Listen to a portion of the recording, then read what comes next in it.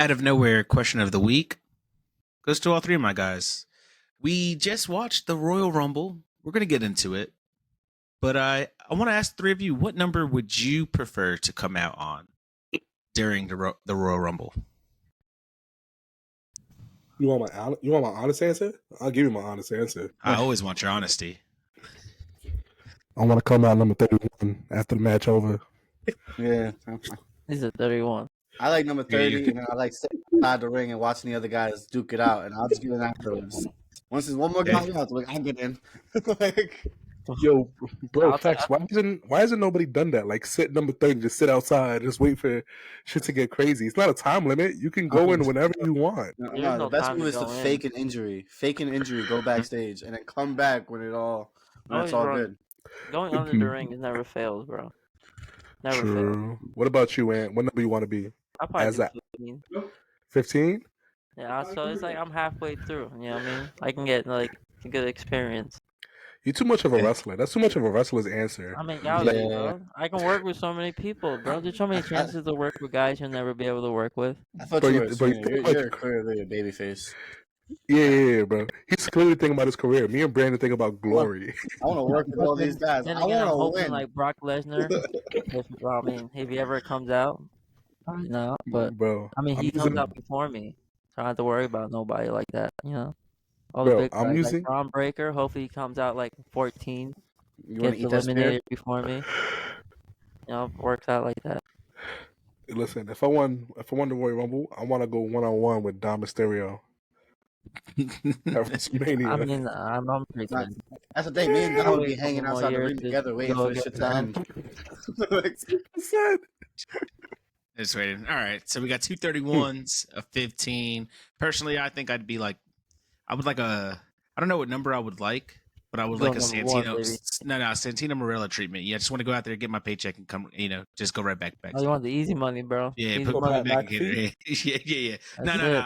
I want to go out like a man. I just don't want to walk out the ring myself. You know what I mean? I want to be eliminated. At least I want to look like I tried a little bit. You know what I mean? But real quick, follow-up question, Marcus.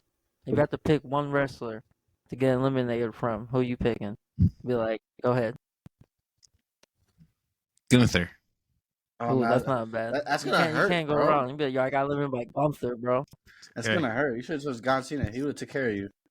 John Cena. Painful. No, I don't want to walk into an invisible wall. And just jump out the ring. John Cena. Yeah. All right. Well, we got a lot to talk about. Some crazy things happening. We are a day behind, but we got to watch SmackDown. So let's go ahead and start our show.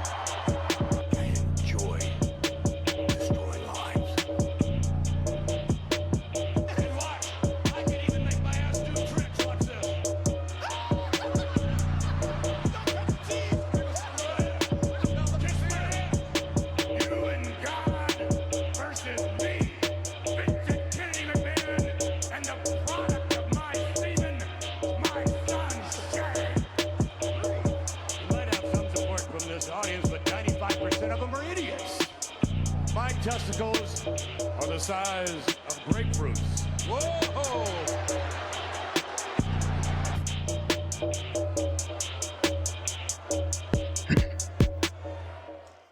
What is going on, Ringsiders? Your favorite faction is back. We're all back together. I'm Marcus Hernandez. I'm with Brandy Savage, Chano Hayes, and the Zombie King. We are four sides of the ring. We are back for another week. We are a day behind. We do apologize. But that's only because our co-host, Brandy Savage, was out in Tampa this last week and just had a blast, had a great time. Living life. Mr. Brandy Savage, tell us what was it like? What was the wrestling experience like in the world of Tampa Bay, Florida for the Royal Rumble? Man, Tampa Bay itself is just a fun city. And you got all the wrestling fans in town. We all met up at Ferg's. And it was a great vibe, man. Everybody out there, just was happy to tell you who they're picking for the Royal Rumble. Like everybody wanted to express their pick, and I got a lot of CM Punks and Cody Rhodes for the most part. Hey, well, I guess they weren't wrong, right? Yeah, right. It was the last two. I guess they weren't wrong. I'm not gonna hold you, Brandy. You forgot to introduce your new AKA, brother. What happened? Oh, that's not my AKA, brother. Nah. So Brandy sent us a pic in Tampa. Him decked out in his finest WWE attire, and his twin, Lexus King, lookalike over here. So let's give a round of applause to Brandy King over here. Only thing him and I got in common is a Peruvian barber, and that's about it.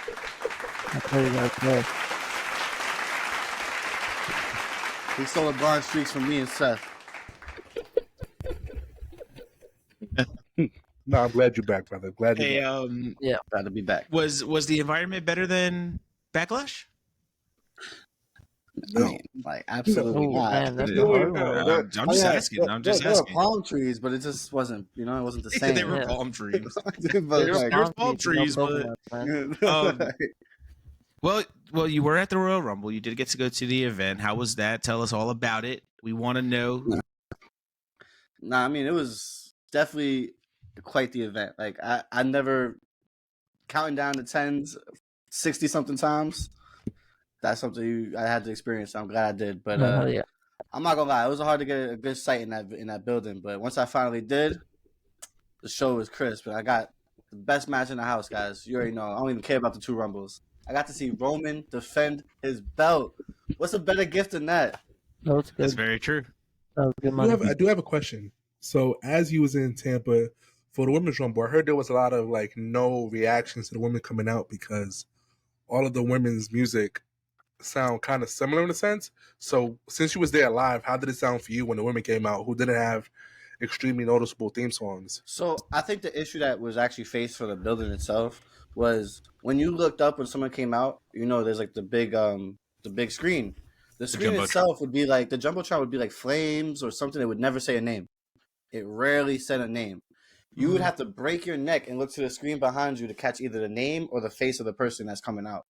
And honestly, a lot of times, you're not hearing these music a lot, so a lot of people, they get lost. It took me a second for Naomi, and that's a song I've heard a million times, and I'm like, it wasn't until I read Naomi, I'm like, oh, I popped crazy. I'm not gonna lie. Oh yeah, I popped. Yeah, as you should.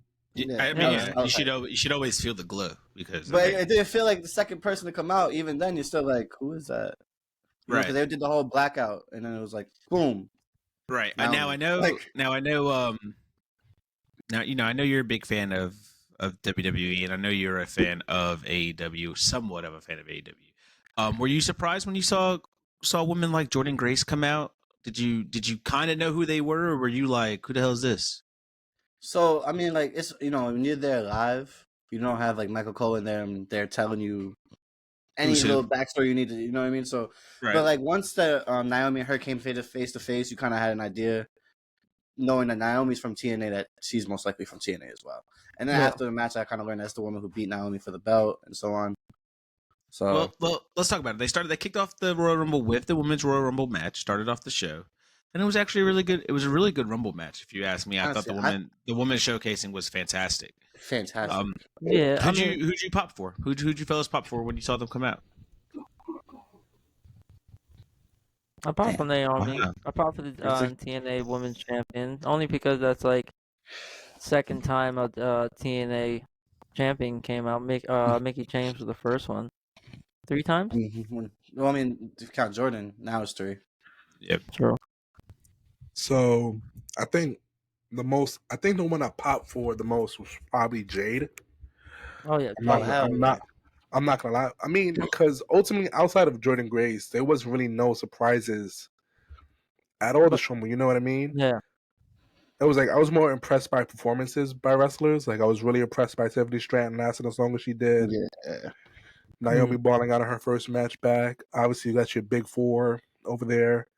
Nia Jax looks like a superstar. Jay looks like a superstar. You know what I mean? Yeah. But ultimately, other than that, it was a very predictable who was coming out. And I feel like what the Royal Rumble did not well this year was the number 30 spots.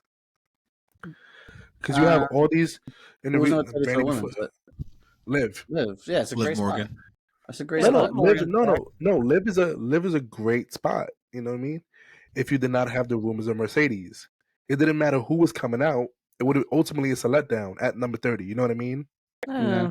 I kind of agree with you because you always want 30 to be that like, oh snap, like they're here or that person's here. You want it to be a big reveal. I thought Liv coming back was big enough. I thought that was dope that she got cool. the showcasing.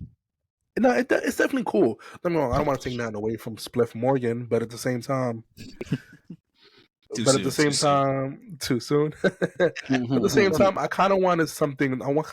Bigger because outside of Jordan, like I said, there was really no big surprises.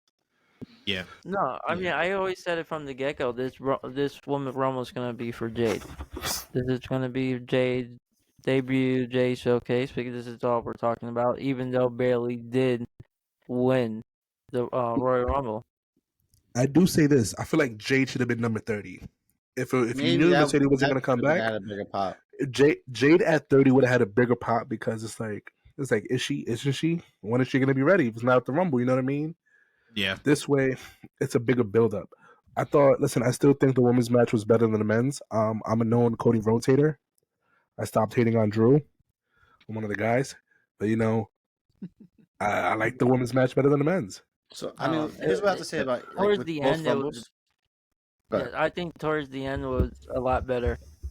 The beginning was a little botchy. I think what I appreciated about both Rumbles was it wasn't about the shock and awe surprise this year. It was about a showcase of the roster.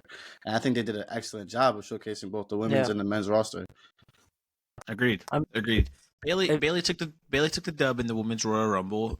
How do you guys feel about that? Do you think it's well deserved, or do you think they should have went another route? Should we have gone with somebody else? No, I think it's perfect. I think everyone was expecting it, but hoping it almost. You know what I mean? Two at the same time.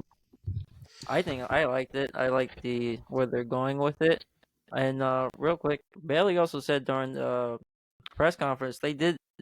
She made a point that they did that whole Rumble with no legends or no like big names, outside names other than like Jade Cargills and stuff like that. Like they're using their own women to showcase their women's division. They're not bringing in, no offense, old timers or anything like that. What Go ahead. I will say I was kind of surprised we didn't see Trish talking about old timers. I mean, I was happy not to see Trish. I don't know. Yeah, same. Not only because I know that she still wants to come back and she still wants to wrestle a bit more. That's why I was a little bit surprised that we didn't get to see Trish. And do what though? Her best. Nah, that's what I'm saying. I actually appreciate the fact that we didn't do that this year. Hater alert! Hater alert! No, Hater alert! That's crazy. How am I a hater? But I'm saying I actively wanted to see her at the Rumble, and you guys are like, no. No, I think it was for all of us, to be honest. Yeah. So she could do her best. Question for Brandy. We'll move on to the other matches here. Is Jay Cargill's physique? Does it look better in person than it does on television? Because I know the woman's in fantastic shape, bro. I think looks on exactly TV the same. In person, it's exactly the same. Adds 10 pounds. As stacked as she is, bro, in person from a mile away, she looks the same. Like, okay. I do want to say this. Nia Jax did her no favors. No favors, and she didn't even need the favors. No favors. She did it. She's still clear. I don't see that at all. I mean, I don't. I mean, well, it's not like she struggled when she did the like when she looked her up for. They say she going for the Samoan. I feel like she picked her up with ease. I didn't see no struggle there. The body slam. I saw a little struggle. I saw a little struggle from Nia Jax trying to get up. No, I saw Jade picking her up pretty damn confidently. I hadn't seen Trump struggle. And then for the body slam, you gotta understand too, how often is Nia Jax in that position to take a body slam? That's a lot of trust for. She's about to be in it more often. I know that's something she needs to start learning. And then also, she's not only in the body slam where she's probably never been in, and then she's going over the top. So she gotta make herself good. I didn't see struggle. Me personally, I didn't see no struggle. Sure. All right. Well, let's see. We'll see. We don't know what's going to happen with Jade Cargill. She might be making a signing on Raw, making a signing on SmackDown, maybe even NXT. So we'll see what happens, and I guess we'll find out what's going on with Bayley, or we'll get into what's going to be going on with Bayley here later on in the show. Let's talk about this fatal 4-way match that was also on the card. I was going to say cord on the card. On the cord. Seen that a lot of match life. How do you feel about that cord? On the cord. Let's talk about this fatal 4-way match. Undisputed WWE Universal Championship. Our guy Roman Reigns, We the ones. the tribal chief himself, Randy Orton, AJ Styles, LA Knight. This fatal 4-way, guys, was really good. I mean, in my personal opinion, this match didn't miss a single beat. These guys were just cooking the entire time. I will say I am surprised that AJ took the pin, but I also understand why AJ took the pin at the same time. It doesn't hurt him. Yeah, no. Didn't I call it, though? I told you guys last episode, AJ was going to take that pin. He's the safest guy to take that pin and not lose no face. Yeah. Yeah, I 100% agree. Yeah, you 100% called it. The other thing the one other thing I didn't like about this match was the solo instance with the stacking up. That was so confusing. I don't think they knew what they were doing there. It just looked weird, and it took too long. Like the spot and just LA Knight was just holding up his crotch for mad long with the knee straight up. Like it made no sense. It was like he's clearly holding himself up, so he can't pin him. Is that why he's doing that? I was so confused. Yeah, bro. that was. The rest are standing there. The rest looking at it like, I mean, both shoulders are down. He's standing on top of him, but Roman's standing there. So I'm not gonna start counting. Like that's cool. Like I was like, was the ref shook of Roman? I don't Probably. know. No, he owns it, bro. Like, it's like he's just looking at it like. I should count right now, Roman. I should count. If Roman triple stacked them and pinned them, does it bury every single wrestler involved in that match? 100%. Yeah, 100%. Yes. I mean, didn't he do that Everybody already? but Randy. Randy will make it out. Yeah. And yeah. But overall, really good match. Randy looked really good. LA Knight also looked really good. Okay. Nah, Brandy, be on. honest. Does it look better in person, Brandy? Is the pop loud in person? Honestly, not like yes and no. Like they always say yeah because you just can't help it. I say yeah. So I don't say LA Knight. I say yeah. You're saying yeah. But here. Yeah, in person, it's there. It's there in person. It's there, but not like I feel like with the people in the ring, it wasn't as amplified as it usually is. I'm not gonna lie. And that's an arena with a bigger amount of people. Yeah. But okay, fair enough. What was the crowd reaction to when the tribal chief came out? Everybody had their ones up. Even when he retained, 65% of people had their ones up, and when he retained, a good 75% of people had their ones up. People say they hate Roman, bro, but once that music hit, bro, your fingers in the air. You don't even know how it got there. Yeah. There's people with angry faces on with their ones up. God damn you, Roman. Like, dang this guy. Dang him. Let's talk about this United States Championship match. Logan Paul, Kevin Owens, and another good match. Good match. Yeah. The ending, what an eye by that referee. I mean, what an job, bro. What a gem. But also, bad move on Kevin Owens' part, right? Dude, you've been wrestling for how long? Years, decades, probably. Bro. Cover, you know better. Cover the hand up, man. Put in the armpit. You scoop that leg up, right? Cover your fist, cover your knuckles, so nobody sees what's going on.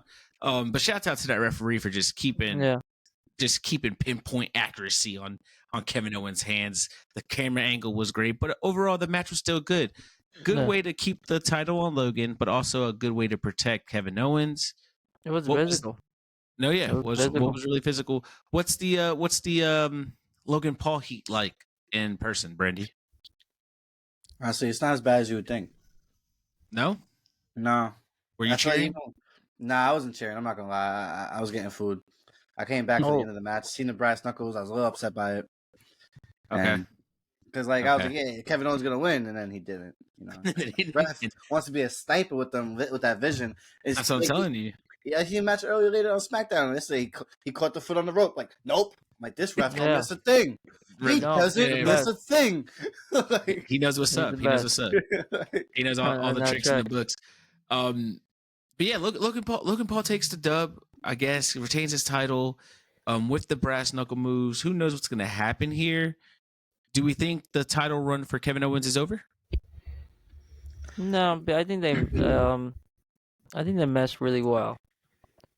Okay. When they do their segments together, they bounce off together. So, I mean, but you can say that with anyone with Kevin Owens. Like, Kevin Owens is one of those guys that you can feud for years and have either off and on, and either like Roman Reigns can always go back to Kevin Owens and start a feud with him. Like, that's an ongoing he's done feud. it a dozen times. Yeah, you know what I mean? I think this ultimately ends up with the Elimination Chamber, because now we don't have Seth to fight in it. Who's better than Logan Paul, Kevin Owens, Austin Theory, and whoever else you want to put in that match to fight for that belt? It's gonna be what's the Austin story Theory's goes partner. Well. Grayson Waller. Yeah. That's they're gonna do. Definitely. Yeah. See, let's talk about the main event, the men's Royal Rumble match. You want to talk about the winner real quick, Chana? You want to get it out of the way? I know you're not happy about it. I know you've been salty all week. Go Power Ranger. I'm not gonna hold you. After seeing SmackDown, I kind of feel bad for the boy. But initially, I was not happy about Cody winning the Royal Rumble at all. I hated it. But they kept showing that graphic, back-to-back Royal Rumble winner. I was like, oh, this has to be a fake, right? They're not actively gonna give us Cody Rhodes winning the Rumble twice. They told us.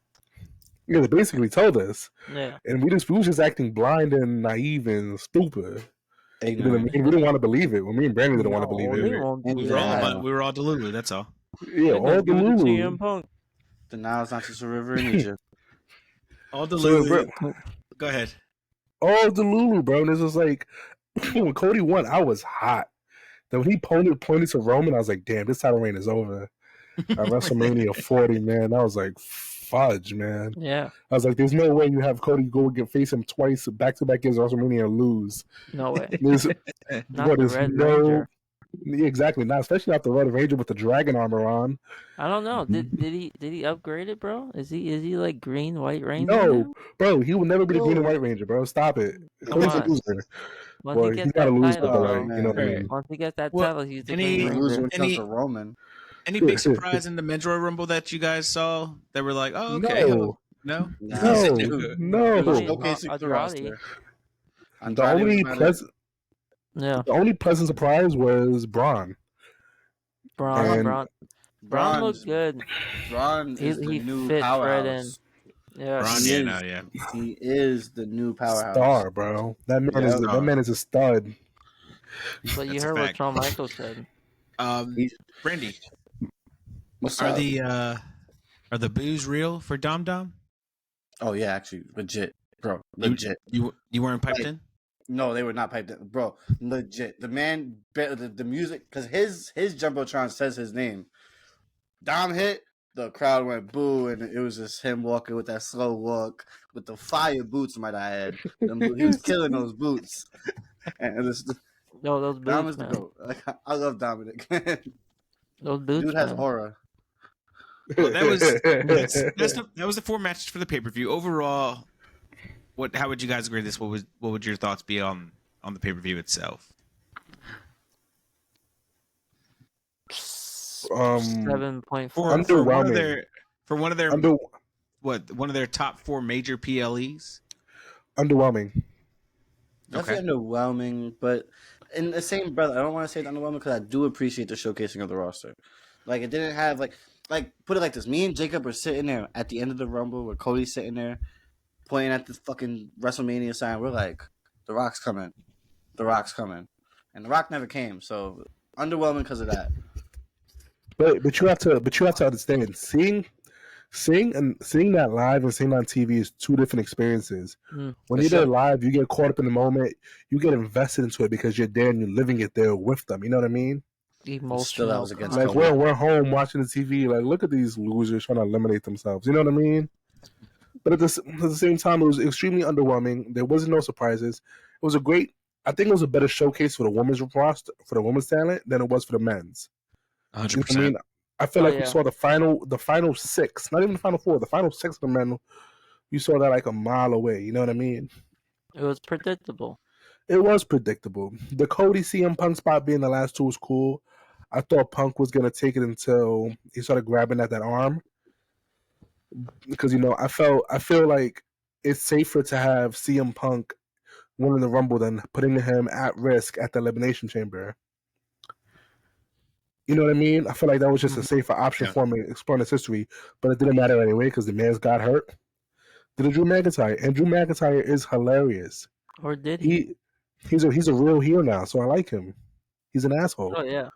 He's number one fan over here now. The tables have turned. Drew is he's still not a superstar, but I like him now. Well, he's a superstar. Not only was our guy Brandy Savage at the Royal Rumble Saturday night, he did have the chance to also go to Monday Night Raw. This guy making that Roman Reigns money, bro. So, Brandy, tell us what was up with Monday Night Raw over the week. I mean, we could just go right into the Drew McIntyre cooking your boy CM Punk.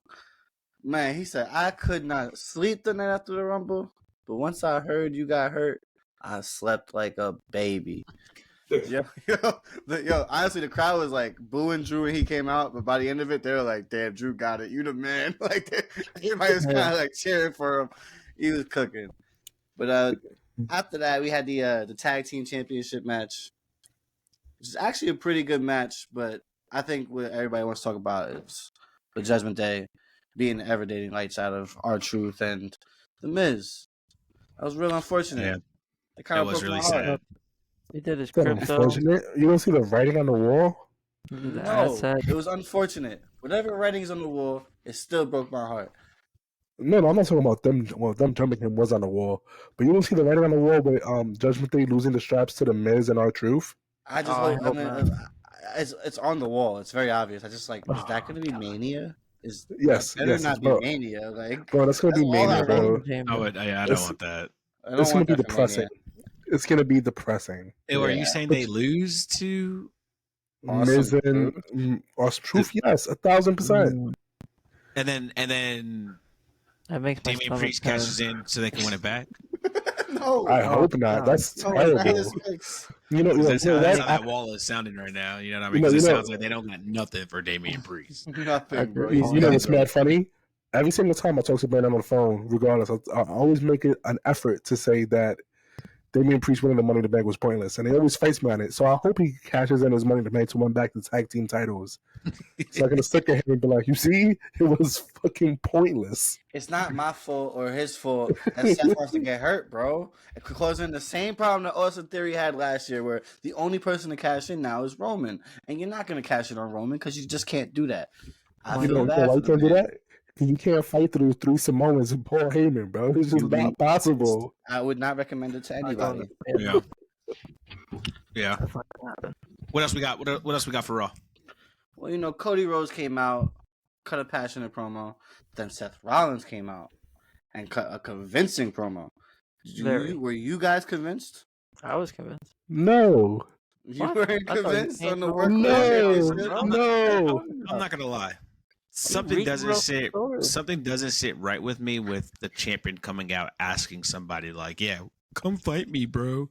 Come bro. me. I have the prestigious title. Look at me. Don't do it. Don't go over there and just stay right here." Like, dude, Seth, you're a champion, bro. Like, you shouldn't be begging somebody to come for your title. You know what I mean? Like, if he wants to, you already got Drew McIntyre begging to come for your title. Wrestle him. You know what I mean? Like, why are you coming at Cody? I understand why they did it, because there was some stuff announced, but at the end of the day, it's just like, I don't know.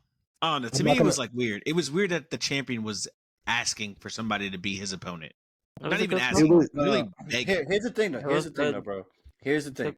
He's not begging him for anything but the main event at WrestleMania. Necessarily, that's all he's asking for. He's not asking for you to get fighting for his belt. He just wants that main event spot. See, but that's what I'm saying. I'm not gonna hold you. He's not gonna get it regardless. And I can't wait till we get into this. But I'm not gonna hold you. Honestly, I'm so confused about this right now. But I'm not gonna hold you. It doesn't make. you can clearly tell the way Seth came out. The story changed. Mm-hmm. All the planning they had for WrestleMania went out the window, and they had to revamp and go, okay, cool. We're gonna go with this instead. So that was very obvious. But Seth, that's why I hate the Workhorse Championship, because Seth was like, "You want a title chance? I'll give you a title shot." And you got him begging for the title for the title match, man. It's begging for the main event. It's not even, bro. Let's keep it stacked. I can't wait till we get to SmackDown. It's not main eventing, bro. Hey man, I'm just going off what the people said for the winner of the Royal Rumble against main event. Don't at me. If they change, that's not me. I should have bet you $100. You should have bet me that $100. I should have bet you $100. So me and Brandy were arguing earlier this week. He said that Bayley was gonna have the main event spot for WrestleMania. No, because they said it, and I was like, bro, there's no even how. No, and now after watching tonight, I still don't believe they put themselves in that predicament 2 years in a row. That would be dumb. Why would you do that 2 years? Make that same mistake, knowing that The Rock is coming there. Nah, bro. You know why? Because they pitched it. They had to pitch this idea to Cody, right? And there was no. You know what? Fuck it. Let's get to NXT. Let's go because I'm gonna jump straight into SmackDown. We still got. Hold on. Look, let's take a break real quick. Let's pause. Let's talk about it. We watched SmackDown. Ringsiders. We all saw SmackDown. We're recording right now. It's late. It's Friday night. It's 11 o'clock. Yeah. Let's talk about it. Because we're on the subject of Cody Rhodes, and we're talking about the promo. Let's talk about the end of SmackDown real quick. Cody Roman Reigns. Cody telling him, "I don't think I'm going to finish my story at this WrestleMania, but the person I talked to knows you very well." You kind of already knew who he was talking about, but even when the music still dropped, it was like, "Oh, let's go! The man is here." You know what I mean? The Rock comes out. I almost broke my chair. I'm not gonna lie. The one thing I didn't like was, like, first of all, all I needed was the face off between Cody and Roman. You could have ended the show right there. You didn't even give me a face off between The Rock and Roman. You had them stand at turnbuckles across the ring from each other. No, they got each other's face. Got face to face. They got face to face. Okay. I'm sorry. I was picking up my son at that time. And then they cut off. My wife was like, "You're done watching?" And I'm like, "No, it's still on." She's like, "No, it's not. It's 10:03." I said, "Damn, I missed the end." Okay, so here's my issue, right? Cody since the World Heavyweight Championship was invented, because it's a new World Heavyweight Championship, he should have done the title immediately. Even in his promo talking to Roman, he was like, "I want that title. It doesn't change the fact that I want that title." He's like, "You know what? It's not enough to take the title from you. I'm gonna take everything from you. But not at WrestleMania." Oh my god, bro! That blew mine. But as soon as he said that, I knew who was coming. Yeah, once he said that, it was over. But bro, listen. If you're gonna have Roman Rock, don't listen. I'm not a big Cody guy, but don't shit on Cody like that, man. That's crazy to me. That's crazy to me, man. You can't. That's violation, bro. That's the reason. You didn't see the way he walked out the ring when he dapped at The Rock? He said, "All right, yeah. All right." Thanks. Bro, that's what I'm saying. They had to pitch that idea to Cody. They had to pitch that idea to Cody, and I'm like, you know what, Cody, you still main event WrestleMania. It would just be night one against Seth. Because what is Cody gonna do on Monday? Nah, I still want Roman. You know what I mean, bro? In a triple threat match. Bro. That's crazy to me. Don't be wrong. I'm not a big Cody guy, but that was absolutely crazy. You wouldn't mind watching you wouldn't mind watching Roman Reigns stack up The Rock and Cody Rhodes for a pin to retain the Universal Championship at night 2 and the table shit. Bro, the day that happens is the day I'm deleting social media, because social media will be insufferable. It's happening because we the bro. I'm not gonna hold you. I'm not a big Cody guy, but the way that happened, bro, is crazy.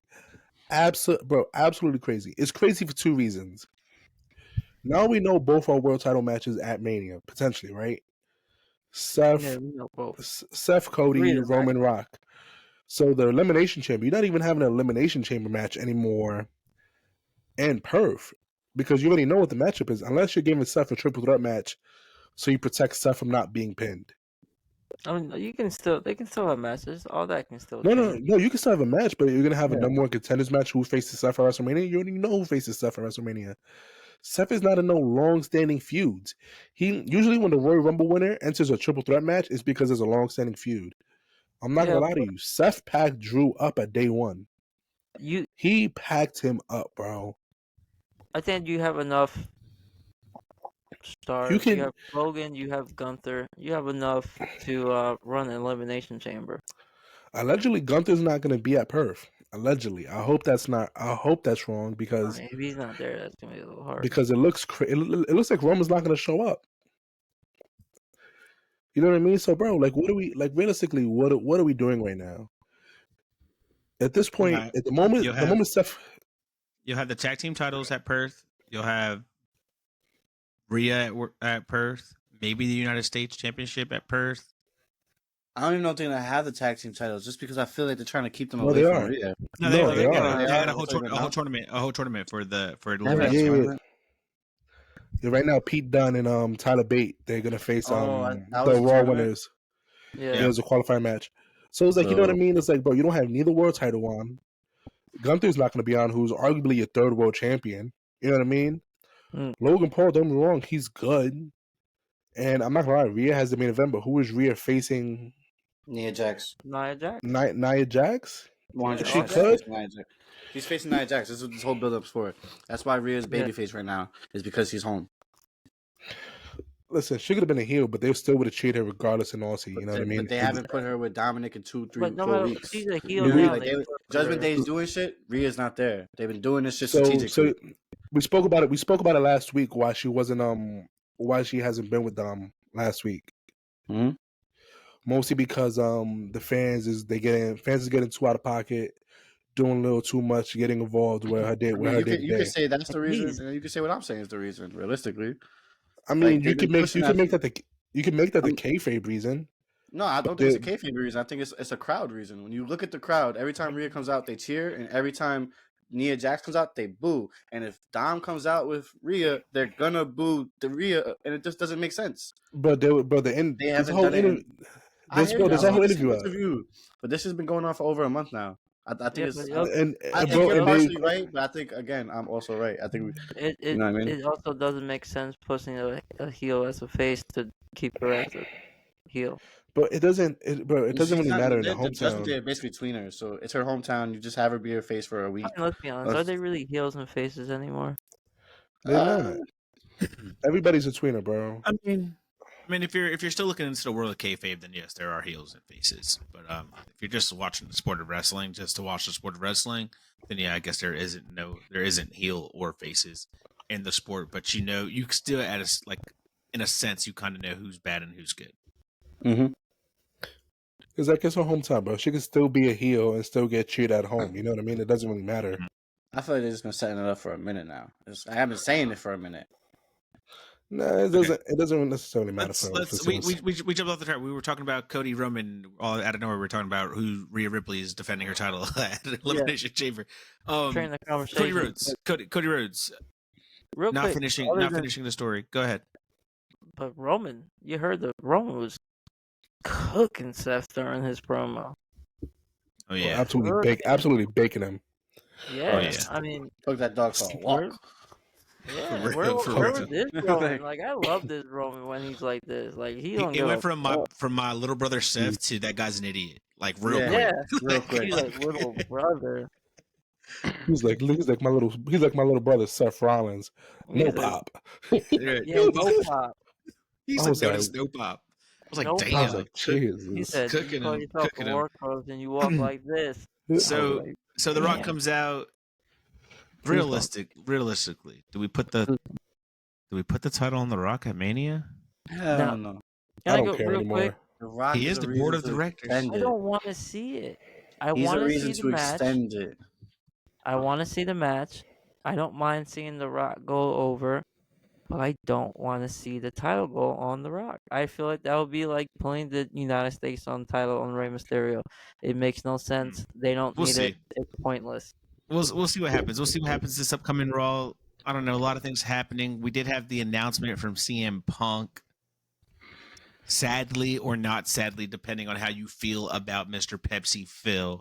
But we here at Four Sides of the Ring do hope that you heal up and get back into the ring, because we know this is what you love to do. And it sucks that it happened to you at this age, because you are up there, my guy. And I'm not going to say he sucks, because he's a good wrestler. I said that sucks.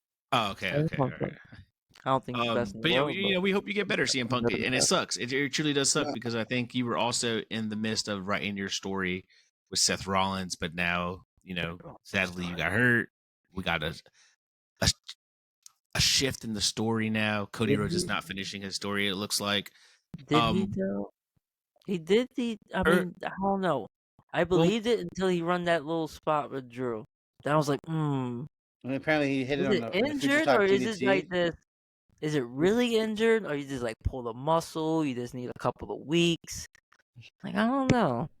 No, I think he's legitimately hurt. It's a work. They wouldn't change WrestleMania plans. But WWE is very strict when it comes to dealing with injuries, other than the Cody Rhodes. But why run that whole spot? Like, he could have injured it more. Like, God forbid, if Drew accidentally went full force and really stepped like that, he could add more damage. I think he was kind of in the same line of Cody Rhodes. Like, he tore it so much, there's no more damage he could have done to it. Exactly. Yeah. You know what I mean? So it was like, all right, just go out there and do whatever you want to do, and this then shit is shot, bro. Okay, other than ripping it off your body, you can't fuck it up anymore. I mean, the rumors are out there that everybody's saying it's a work, but I agree with Chano. I don't think it's a work at all, because we're literally changing WrestleMania plans, and that's months away from right now. So but we're changing it for like The Rock and Cody, which are the two stories that we feel like we should have. CM Punk can wait for a main event, and you know what I mean. He can't though, bro. He's 46. No. He's no. You're definitely right. CM Punk can definitely wait for his main event in Chicago at WrestleMania 42. It's not gonna be in Chicago. Stop it. Stop it. I'm going. Me and Kanye are gonna be there. Me and Kanye are gonna be there cheering on CM Punk. Bro, this match, we're only getting Rock Roman because CM Punk is hurt. I feel like this happened. News that broke. You really feel that way? 1,000%. It was like, yo, Rocky, we need you to be in the gym.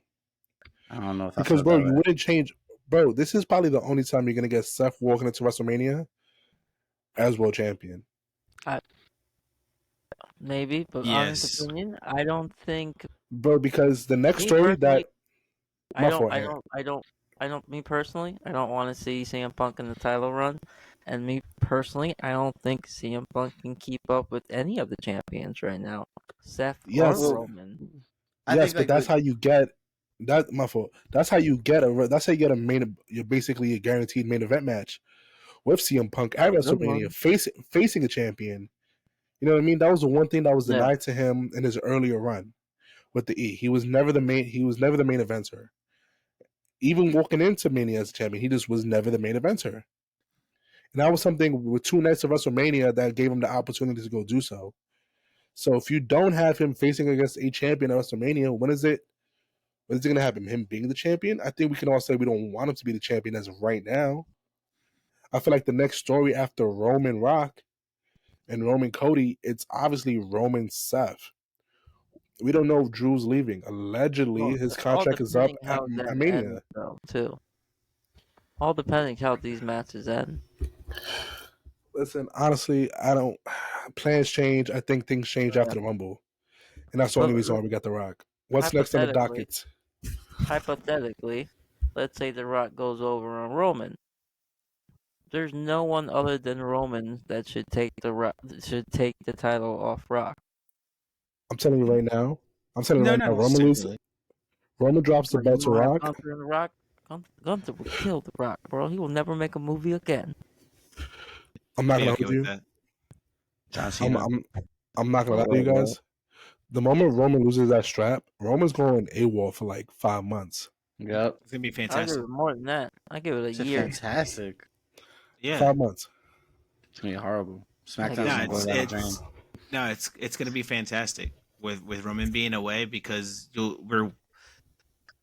you see the fall of SmackDown, right? But I see the fall of SmackDown as a good thing, because when he comes back, you have your story right there that SmackDown needs the tribal chief. without the Tribal Chief, SmackDown fails. So whoever takes the title off of Roman, and whenever it happens, and Roman's gone for so long, we're gonna miss Roman so much that when he comes back, we're gonna want the Tribal Chief. Even Roman so I think his time off is gonna be fantastic. Yeah.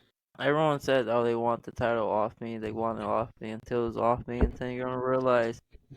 But with that being said, let's move on. What do we have from NXT, Zombie King? NXT. Yeah, I'm not gonna lie. NXT was killing me this week with picture in picture. Their timing's off. But opening up, we had Camelo, Trick Williams versus LWA, and actually a good match. It was for the semifinals. They actually gonna meet Braun Breaker and Corbin. Damn, what's his name again? Baron Corbin. Baron Corbin. There we go. They're gonna meet them for the finals for that. So I'm actually kind of excited for that because I'm actually digging the Wolf Dogs. We'll get to that later. But after the match, for some reason, I don't know why, Oba Femry came out and started cleaning house. And then my boy Dragon came out, and me personally, I was a little confused. I was like, okay, I don't understand. But that leads up to their match at Vengeance Day, that is Sunday. We were talking about faces and heels. Is he a face? Is he a heel? Is he a tweener? Is he just a character? What is he? Do you got like a lock on him yet? I think he's just. My fault. Go ahead. No, go ahead, Chana. Go ahead. Because I think we're about to say the same thing. He is him. He is him. He is him. I thought that was Melo's gimmick. Melo lost it. Oba Femi is him. Oba can do whatever you want, bro. He is dominant. I mean, the more I see him, the more I want to see him and Braun Breaker. That would be a nice match. Listen, Oba's gonna be that guy. Yeah. Listen, Oba, I think whatever they're doing with him is fantastic. I don't think it needs to be worried about a heel or face. I think they just need to show that he's a dominant force. And that's why they had him go out there and do that. And he's looking super dominant. He's looking really, really dominant in just what he's doing right now. And the title looks great on him, like I said it would. So I'm really happy for Oba. Really, really happy. Yeah, man. So moving on to Roxanne Perez, Tama, what's her name? Paley? Tatum Paxley. There we go. Look, this whole match was pretty much in picture. And this match was like the build up for your women's title. Like if you want me, HBK, if you want me to care about a match, like legit, the other than you only got the 3 minutes of commentary with this match. That's it. Everything else was in picture. It started in picture. It almost finished in picture. It just wasn't good. So moving on from that, Alexa Perez, Lola Vice. This match should have been the commercial match, but in all, it was a good match. No, those women are fantastic. Yeah, it was almost for me. It was like a passing of a torch. Like you're the next Latina in NXT. Because I love both of them. Alexa Lopez, she's the one that comes out with Humberto Del Rio and oh boy. Yeah, because I guess she got her called up. I mean, she was the SmackDown before the Rumble. She made her appearance, so supposedly it looks like she's back with her group. So all I want to say is, you NXT women, stop hating on my girl Lola Vice. Who cares if she got famous by shaking her ass? I mean, she's there. She's great. She was a fighter. I didn't really catch her career. I didn't know her record, but Jax, Gracie. I'm not gonna lie. They had a little segment that led on to the whole show. I don't know if you guys catch NXT, but it was kind of entertaining. Every week. It was kind of. I was entertained by it.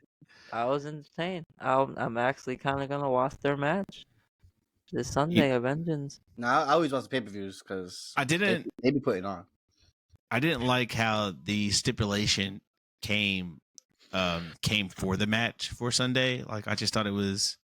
I don't know. It was lazy and it wasn't funny. I think they were trying to go for funny and it wasn't funny. I find it entertaining. I kind of like this.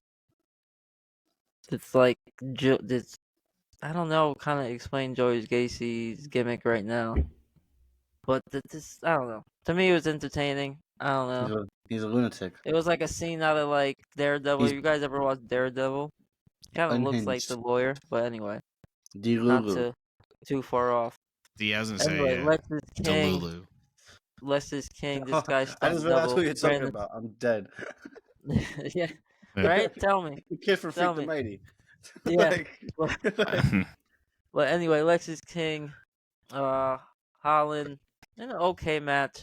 Nothing too exciting. Lexus King, bro. You had a headlock and there was so much air in between that hold. Like let's be honest. If he really wanted to, his head could have popped right off. Tighten up on those holds, bro. Too much air. Chase you. Chase you. I thought it was over. I guess not.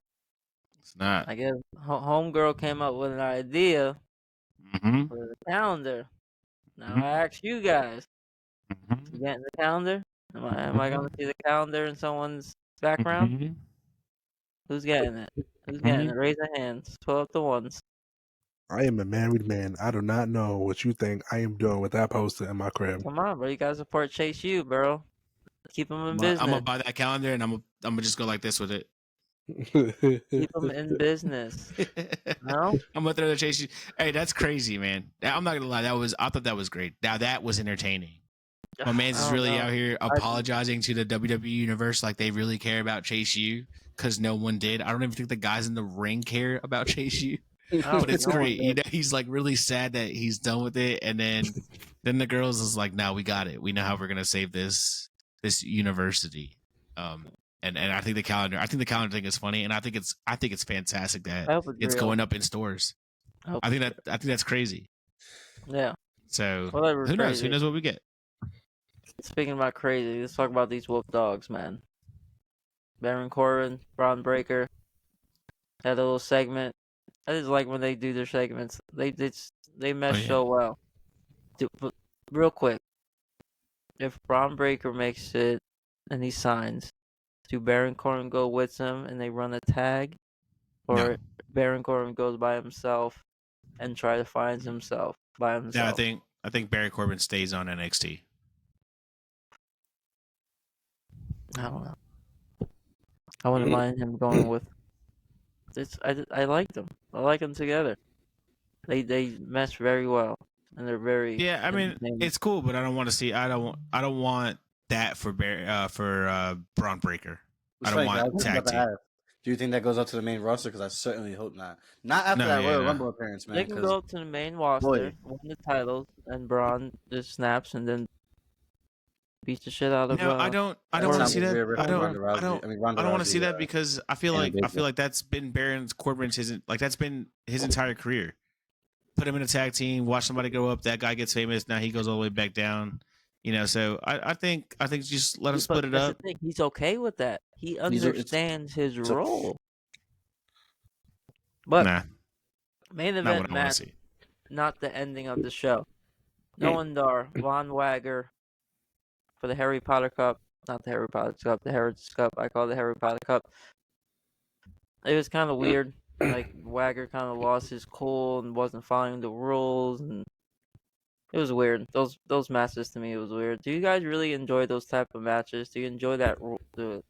I don't enjoy nothing about the Heritage Cup when Noam Dar is defending against an American, because you already know that he is not going to win and that there is no chance for him to win because the Heritage Cup is held by somebody who is not an American.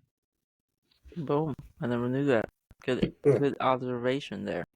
So, I mean, I like the matches, and I think Noam Dar is fantastic. I think Von Wagner is okay. But at the end of the day, it's just like, if you're not giving us something that's believable for Noam Dar and this Heritage Cup that you're trying to make so prestige,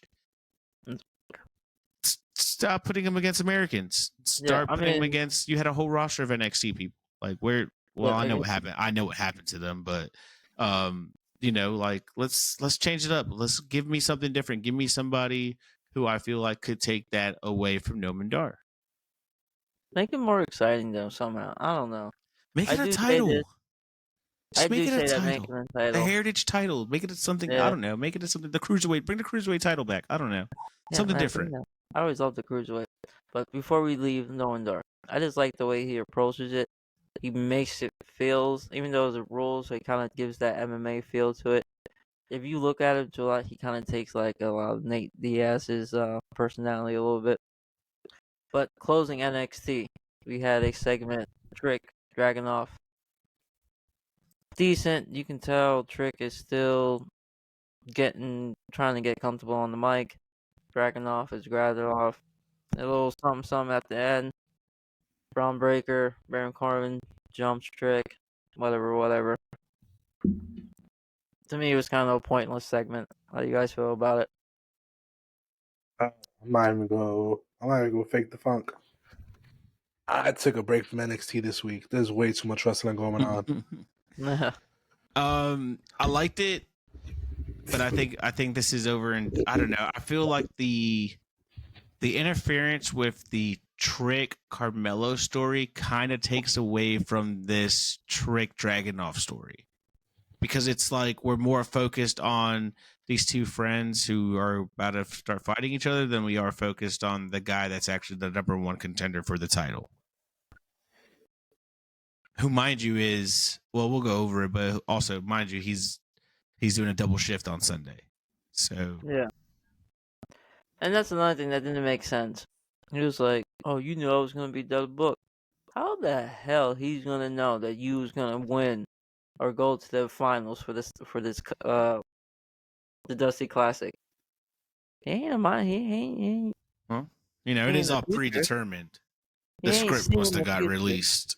I mean, with that being said, though, let's jump into some AEW chants. What you got on AEW? Better writing. I don't know if you guys can see, but I am wearing the Bang Bang Gang. I still hate them what they're claimed. I pray every day that they separate, because I do not like these guys as faces. I partially agree. Listen, I'm an adult. I want to see assholes do asshole shit. I want to see Colton and Austin Gunn just do some asshole shit. But let's get into it, guys. Are we witnessing the revival of Jeff Hardy? 3 straight weeks. Jeff has had a good match, man. It's disgusting to think about, but Jeff is out here balling. Yeah, man. He's balling, man. I think he heard. I think he's being carried. I don't think he's balling. I think he's being carried. No, I mean, I think he is too. Yes and no, but it takes two. It takes two, no matter what. Yes and no. Ant's right. It definitely takes two. Listen, I do believe he's being carried, but like Ant said, it does take two to tango a little bit. You know what I mean? Yeah. But these matches could have been way worse. Oh yeah. But they're extremely watchable and they're fun to watch. I think he's doing more now of following and less leading, because it's not like you're not going to lead Jon Moxley, you're not going to lead Swerve, you're going to follow. Listen, even though you're Jeff Hardy, just tell me what you want to do and we'll put it in there. Listen, if he's listening and doing what they say, then Jeff, shut your mouth and know your role, buddy. After that match, the Mexican League, CMLL, they jumped Sir Mox. Nobody helps him because none of his boys are there. And then that man goes to the back and shoots a promo. It shoots on WWE. Bro, Guilt. What he say? Mox. He said the CMLL wants to come and jump me like this is some other promotion on another channel, like this is a lazy American wrestling. And he's like, this is not lazy American wrestling. He's like, this is the BCC. We're the elite of the elite. Boom. And to me, it was like, damn, bro, they really fed you. They really fed you. They put food in your mouth. They filled your wallet. They got you. They got you to where you are, and you shooting on them. He was a USA champ. You don't remember he was a world champion. You don't remember this? He was a world champion, bro. Remember this? Like, bro, you acting like they pushing the cruiserweight division and just left you there, bro. Like, he was a big deal over there. It's not my fault you decided to go ball later. Not when enough. He was wearing the gas mask. Come on now. You know. After that match, after that happened, he was walking backstage, and TK was like, "Look, you say something about him, there's gonna be $100,000 in your bag when you leave out of here." Mox said, "All right." Mox said, "All right." I don't blame him. Listen, to be honest, he didn't say anything bad. He just said it was lazy wrestling, and WWE can be lazy wrestling at times. Yes, coming from the AEW, Mark, we appreciate you so much. Oh my god, so much. They're lazy American wrestling. Yeah. Honestly, it wasn't needed, but fuck them. The Undisputed Kingdom. Oh my god, you want to talk about lazy American wrestling? Let's talk about a lazy American group. These guys are lackluster. Who's the most laziest group name I ever heard in my life? Who's all hurt all of a sudden now too? You heard about that, right? Warlow allegedly has a leg injury, torn meniscus. Supposedly, go back and watch that match. Did you watch his knee explode? His knee literally explodes on TV. Yeah, bro, it was bad. It was disgusting. It was just like, yo, what the fuck? And then he has the nerve to sit there and say, yeah, I'm okay. Bro, you couldn't even get up and finish the match. Like, he was hurting. He was in pain. My favorite part about that match was last week they gave him Trent Beretta. And this week it was like, yeah, we're going to give him somebody faster, more agile, and just way too quick for this guy. And his one just looks lost the whole match. Then you got Dumb and Dumber. You got Dumb and Dumber with the Ring of Honor with tag team titles. I'm like, oh my god, this group is terrible. Like this group is so fucking bad. I mean, being like the Luchasaur style, if you're not prepared for it or you're not doing it on a daily basis, very easily they get hurt from it, as you can see. He's a lot faster paced than normal. The thing is, though, Commander didn't hurt him. He hurt himself. Well, Commander hurt him before that. With the knee to the face, he's a whole different type. They say a broken nose. I think they reported with the knee to the face, but his knee exploding had nothing to do with Commander. Commander had a concussion. Oh, his concussion caused his knee to explode. Yeah, but it's not it's the pace of the type of match that they have. Yeah, definitely too fast. It's a lot quicker. Way too fast to the board. But listen, Warlow didn't look like that guy at all. Ever. Except he has... I'm not going to hold you. Warlow has the second most punchable face in AEW. Probably all of wrestling. I'm not going to hold you. I'm just looking at him. I just want to beat from. You're not going to do it. He's like 6'8". I'll be out of my mind. You won't do it. Listen, I'll tell you... Listen, I'll tell you what. I go high, you go low, Brandy. We take Warlow. It's the right one. Yo, 3D his shit, bro. I get the table. What else happened? The moderately aged Bucks continue with their VP gimmick. I'm not gonna hold you. I hate it, but I can see why. It works because they're mocking what a VP should be. Mm-hmm. Like I understand why it works, but they just look mad stupid, and those mustaches are crazy. I might be a hater on this, but is it working? I don't know. It's from what I've seen, people who love the New Japan style of promos, they love shit like this. You know what I mean? I think it's fantastic. I think it's great. Because you're an AEW, Mark. Thank you very much. Yeah. Can't fun it, bro. You're not gonna Hater bad about it. Hater alert. That's what you think. Whenever Mike says I'm AEW, Mark shit. That's what I'm saying. That's AEW Marcus. Yeah. AEW Marcus. Thank you very much. Proving my point. People who don't actually love great segments eat this shit up. It was very segment heavy. It is. Listen, I get why it works, but honestly, it's just they're just creepy as hell with the mustaches. I am flabbergasted right now. I am at a loss of words with the both of you right now because you guys are saying AEW needs more promos, less wrestling. All of a sudden, they're doing all these promos and segments. They're like, I don't know why we got all these promos and segments here. I don't know what's going on. I kind of want to watch more matches. You know what? WWE how bad they are at it. Just make me sick. You know why? Because we want good promos and good segments. Yeah, bro. We're used to The Rock. Like, You know what I mean? Yeah. I'm not gonna hold you. Maxie Dupree is such a great promo. Let me tell you. Cool. She's actually not bad. Talented. But I'm not. Listen, I'm not gonna hold you. I'll be like, I don't know about that. I watch AEW. I watch AEW and WWE for two different things. You know what I mean? When I want to watch great wrestling, I will turn on AEW. I will say that 1,000% of the time. But listen, if your promos are going to be this lackluster and this disappointing, just don't give them to me at all. At all, bro. Just keep it. I understand why it works. It's just terrible. Then we had the Ricky Starks, Big Muffle. What is it, Big Bill? I always keep saying Big Ass. Big Bill versus Big Billiam and Sting and Little Sting. It's mad funny. It's mad funny seeing Little Sting get mad defensive of an old boy. Yeah, you know what I mean? You're not going to talk to my dad like that. And then Sting is like, I fought a big man like you all my life. Like, Sting, I would hope so. You're like 110 years old, bro. You fought every wrestler to exist. Every big man wrestler you fought. You fought Giant Gonzalez. You know what I mean, bro? Like, you fought everybody, bro. Just shut up and go somewhere. I think it's very clear and obvious they're going to win the tag titles this Wednesday. No, I don't think so.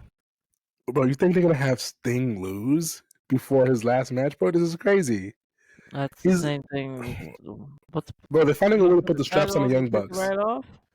Can't retire with the title. Why not? It could be his gift to. No one retires on their shield. I mean, no one retires taking their shield home. Yes, they bro.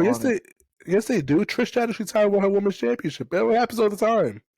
They just have a tournament for the tag team titles. Let's be honest, bro. It's like that wasn't 2 decades ago. It was, but it was only one I remembered off the top. It was only one I remembered off the top of my head. Was that really a retirement? So that's what you're getting for me. And then we had the return of RVD. Listen, guys, I shit on older wrestlers wrestling all the time because just stay home. But Robin and Dan look good. I'm not gonna hold you guys. Come on, you look you're pretty medicated good. enough. Come on, man. And I'm not gonna lie, ever since I found out hardcore matches are an easier way to hide people in matches, I'm all for it, man. Now you're learning. I'm all for it. RVD look really good, and I really think Swerve is matchup proof. I think I can wrestle Swerve, and it'll look like a great match. Possibly. 5-star. 5-star. 1,000%, bro. That's it. And then the craziest thing about this whole entire match, bro, is the one thing that grinds my gears with AEW right now is Hangman.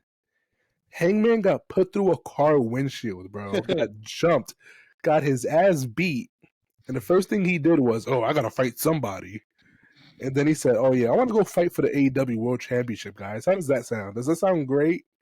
And now he's pressing Swerve. Bro, the guys who jumped you, they're getting injured as we speak, bro. Go get your lick back. Go get yours. Like, bro, it's honestly disgusting. But next week we get Swerve Hangman 3. That should be a really good match on free TV. You telling me that Hangman hasn't addressed the Undisputed Kingdom? No. Not even once in the last 3 weeks? No, he's one for the title. He's too focused on Swerve Strickland and the title right now. Yes. Bro. But didn't he finish his beef with Swerve like 2 months ago? Yes. No. Yes. It was finished. He didn't finish his beef because he almost got killed on national television, so he has to get his face back. But what's happening? But what's talking about? I understand it was 1-1. It's twice. So basically, Hangman said that the Mogul Embassy helped him both times, which he did. But listen, history forgets all that shit. We only remember wins and losses, and this man lost twice. Yeah, I mean, that's like saying Roman Reigns is only champion because you have the bloodline. But the rankings are out. Swerve is number one. Swerve is number one of the rankings. Hangman is number 2. So basically, this match is a no more contenders match for Samoa Joe. I fully expect this to end in a no contest, triple threat match. Whatever happens after that, I love Joe on commentary. He's so good. Oh, Joe's great. The best on commentary. Bro, when he was commentating the RVD match, hilarious, bro. He popped like several times during that match. So hard for RVD. He was putting RVD over so good. Like RVD was like the greatest of all time. Like Samoa Joe is that guy. He's him.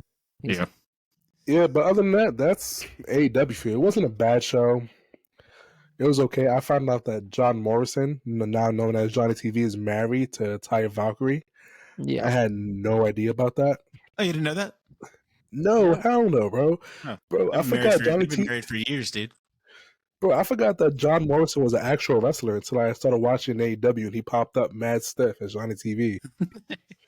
Damn. I was like, who is this old guy? You saw that cartwheel thing now he does? I got a split. I think like someone's pulling him with a rope. I do say this. I do believe that'll be fumble John Morrison when he was in the E. Incredible talent, man. No, I think John. I That's feel like he hit his peak. They fumbled. They fumbled my boy John Moxley. Is what you meant to say. They fumbled John Morrison more than John Moxley. Let's be honest here. No, I never see John Morrison that Nobody's high. moving. I feel like what he Ambrose got did. fumbled. Everybody's talking at the same time. Everybody's talking at once. Let's get into it. And you're closest to me. What's your point? I feel like what he did in the E was perfect. I never seen him as a main eventer. I never saw him like. I don't see him as a champion. He's a perfect mid-carder. Morrison? Yes.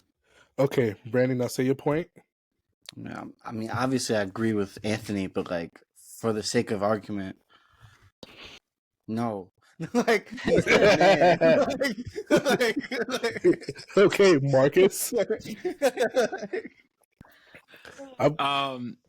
I think John Morrison did everything he can do with the WWE. It's just sad. It was really sad that his tag team buddy Joey Mercury took that nasty injury from Jeff Hardy, I believe. That was one of the worst. I think. Yeah. I think so. Yeah. So that ended his career. Yeah. That ended Joey Mercury's career. I think we didn't see him after that. I think it ended his career. His face was fucked, dude. He did like a couple of segments after when he like was still healing. And he came back with CM Punk on the sober sobriety, whatever they were doing. But back to Chance's question.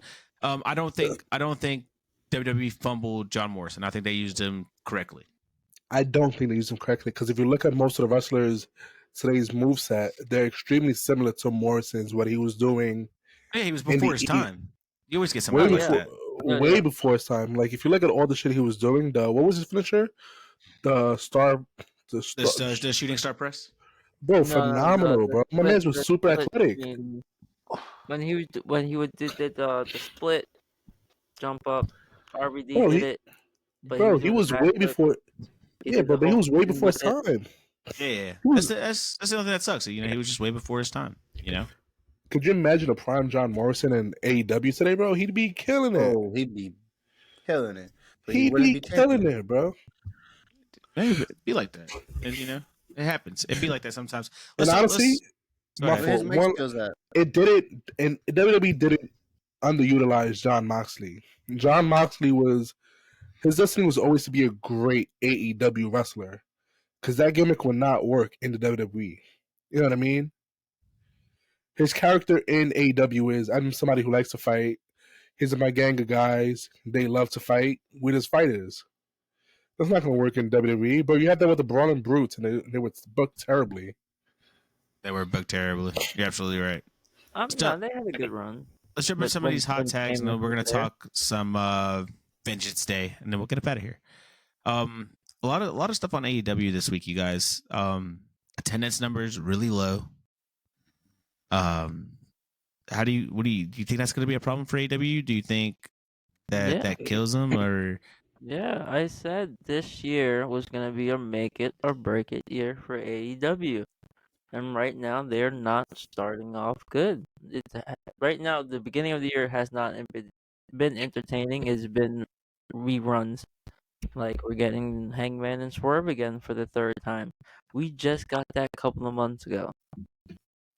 I love that. I love it, but too soon. It just happened a couple of months ago. I don't think that the low attendance is a problem. I think the bigger stadiums is the problem. I think him trying to fill out these bigger arenas is a problem. Just go to smaller arenas. Just be humble a little bit and and fill out those and just work your way back up and take your time. And I think anybody you have on your roster can understand what's going on. And as long as they help and build your promotion, I think AEW is in a good spot for the year so far. I will say this. I agree with the lower spots, but also with the amount of salaries that they have on board, it makes it extremely hard to not aim for those higher numbers. You know what I mean? Yeah. Like, you gotta be losing money if you're booking a bigger arena. Of course. And another issue I've heard people were having was the fact that when AEW first released tickets to your location, the ticket prices are way too high. And I think I could talk about this because me and Brandy, we talk about our experience at Grand Slam. When we first looked at tickets, bro, they were like, what were they, Brandon? Like $120, $140? Yeah, about 100 or more. And then what? Yeah, it was like expensive. Then the week of, it was like MJF, third tier. Yeah, then like MJF was talking about they did crazy promo because they wasn't selling out the Arthur Ashe. And that week we bought tickets that same week, and what was it? I think it was like $30 a ticket. $35 or some shit. $35 for really good seats in the same section. So it's like listen, bro, if you're trying to get new wrestling fans in and you're on TV, cheaper tickets might be the way you want to go. At first, build your base, but if your number keeps dropping, like Ed says, you can't. This might be a make or break for you. You can't afford all these $1 million salaries and get Mercedes Moné and lose out all this money, man. Because I'm not gonna hold you. There's one thing you can't take away from TK. TK loves wrestling. TK really loves wrestling. Yeah. And I'm pretty sure he will spend his last dollar trying to make AEW successful. Mm-hmm. But at the same time, something has to happen. Brandy, you're the Mercedes fan. How do you feel about Mercedes allegedly or reportedly set to appear in AEW in March? Keyword. Appear. What's that even mean? It's not it means to show up. Yeah, exactly. It's like I'm a show face. You know? I mean, what's after supposedly. March? You know what I'm saying? Bailey winning the championship. Okay, so if Mercedes All Elite, are you All Elite? Yeah, of course. Yeah, he said that was the time. He'd had no choice. He'd had no choice at all. Right over. Right over the fence. Let's hope it's an appearance though. Tony Khan has released the new AEW rankings. They're going back to a ranking system. Let's check them out real quick because I feel like some of this is extremely random, and I just feel like I just want to go over this with you guys real quick. So let's start. We got the men's championship up here, right? Guess Swerve Strickland is number 1. We seen that coming. You know, he's going for Samoa Joe. Hangman Adam Page, number 2, who's also coming for Samoa Joe. Adam Copeland, who's going for Christian Cage. You got John Moxley in there doing who knows what. Roderick Strong, who's coming after Orange Cassidy. So you have your 4 men's champions right there: Samoa Joe, Christian Cage, Orange Cassidy, Eddie Kingston. This looks okay. I'm okay with this right here. It's like, okay, this men's the contenders look real. That I feel like I've seen all 5 of these guys right here throughout the year and throughout all late last year, doing their thing, winning their matches, doing good stuff. Then we jump over. Go ahead. Real quick. Any of these 5 competitors or challengers for any of these 4 titles? Yes. Okay. It's really weird. They didn't really explain it really well, but it says men's, women's, trios, tags. The trios and the tags makes more sense because there's only one trios or one tag. But if you're number 1, why the hell would you want to go fight Orange Cassidy and Eddie Kingston rather than Samoa Joe? You know what I mean? Yeah. Honestly, it's dumb as shit. I'm looking at this list and I'm like, there's 2 people on here. I'm not gonna say names. And it just shows that they have too many belts. You only need 2, or maybe even just 3. This 4th belt is kind of crazy because that 4th name should be on that list and contenders. No, I'm not going to hold you. They need a brand split. That's exactly what they need. But looking at these names, they don't have it. Right. Let's talk about the women's. For a brand split. Let's talk about the women's contenders. We got so our champions are Thomas Toni Storm, Julia Hart. Number 1 contender is the new signee Deonna Purrazzo, which I think is crazy. She's got to work her way up. You know what I mean? Let her work her way up. Crazy. That's not crazy. It's kind of crazy. And then another number two, another kind of crazy name is Thunder Rosa. She just came back. That's crazy. It's not crazy. Champion. That's a former champion. What y'all mean? She is former champion, and she does need her rematch or whatever the case might be. But then you got Sheeta, Sky Blue. I like Sky Blue, and I like Mariah May. I feel like it makes sense. No, it should be up there. Look at this list. I look at this list though. I look at this list, and I just see Mercedes Moné going over all of them. All of them. But bro, that's what the way AEW does the women's matches. All returning women superstar, and my fault, they're not called superstars. Women wrestlers, when they get signed, they come back. They challenge her for the AEW women's title, and Julia Hart is getting all the workhorse women that show in week in and week out for her title defenses. That's what AEW's been doing. You know what I mean? They did it with Riho. They're doing it again with Purrazzo. They have added history because they're lifelong friends, which is cool. But at the same time, bro, we haven't seen. When was the last time we saw Sheeta? Like a couple months ago? Yeah. I think so, yeah. Yeah, like a month ago. Bro, she's next up. The moment Purrazzo loses, next up. If it's not Mercedes. Yeah, 100%. 100%. So it's like it's very cookie cutter, bro. Let's talk about this tag team champions. Ricky Starks, Big Bill. Here's their contenders. Number 1, as we know, Sting and Darby Allin. Number 2, this is really random. John Silver and Alex Reynolds from the Dark Order. I haven't seen these guys tag team wrestle in a minute. Exactly. I haven't seen them tag team wrestle in a minute. So how are they number 2? Where do they get this spot at? Now I'm not watching Rampage and I'm not watching Dark. And if they're having their matches on there, say something. But maybe that should be a different ranking system because I'm not seeing these guys on Dynamite nor Collision. So I got to know what's up. Another you got Bryan Danielson, Claudio Castagnoli. I thought Claudio and Wheeler Yuta were the tag team. When the fuck did Bryan Danielson and Claudio become the tag team? I mean, maybe they did. Right? I think they did maybe. Private Party just got back. Dude, literally just got back from injury. Just got back. He didn't even have a match. Did he have a match yet? Sitting at number 4. Orange Cassidy and Trent Beretta. I know there's another tag team you got, Tony Khan, to put up in the top 5 contenders. Why is your international champion on here with another guy who what's that one tag team that runs with Swerve with the Mobile Embassy? They're trios. Big guys, not trios. Brian Cage. No, but they're trios. They're trios. They're not a tag team. Okay, and then the combat is the freaking 4-0s. They're the freaking 4-wheeler, and they're up there. Come on now. Well, I mean, that's a more solid tag team than Orange and Trent. Party Night. Yeah. Hey, come on. FTR's not even on that list, which is crazy. Ooh. Yeah. I mean, FTR, are they even with the company anymore? Well, they're still there. Yeah, FTR. I think they're on the trios list. No, they dropped that in rankings. Remember, they said that they were going to drop down in rankings when they lost the titles. That they were going to, come back up to the top. So that it makes sense that they're not on there, and it also makes sense that the Young Bucks are not on there either because they also dropped in the rankings because they lost. And all right, let's talk about the trios champions because this is also just really random. All right, so the champions are the Acclaimed and Daddy Ass. And then here are their contenders. Bullet Club Gold definitely makes sense. Yeah. Right, 100%. Yeah. Like, that makes sense. Where the fuck did the Hardys and Mark Briscoe come from? Bro, Rampage. So one match on Rampage? Is it a Rampage thing?